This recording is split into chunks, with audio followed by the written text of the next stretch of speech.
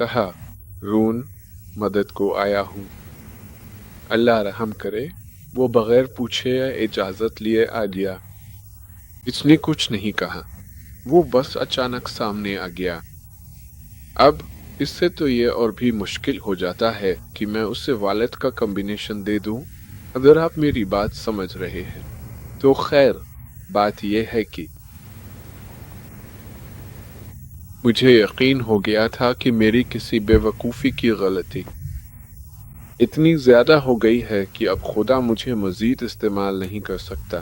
तो इसने इस आदमी को वहाँ भेज दिया था ताकि मैं अहद के संदूक पर काम न कर सकूं, और उससे मेरे तजुर्बात में शरीक होना पड़ता ताकि वो जान सके कि ये मेरे लिए कितना बड़ा सदमा था।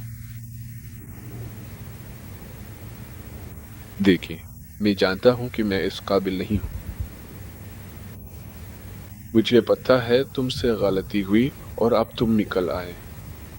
मैंने दुआ की, ए खुदा मुआफ कर, जिसका काम मुकम्मल करवाना है बता दे, मैं पूरी कोशिश करूंगा।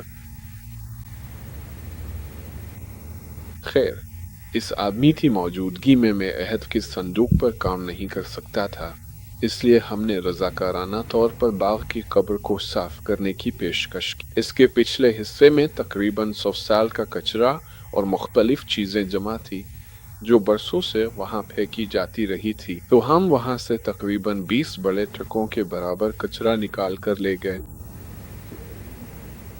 और इस सितंबर में बहुत गर्मी थी, झुलसा देने वाली गर्मी, और मैं भी थोड़ी सी हवा के लिए एक पंखा लिया था और वो पंखा भी खराब हो गया।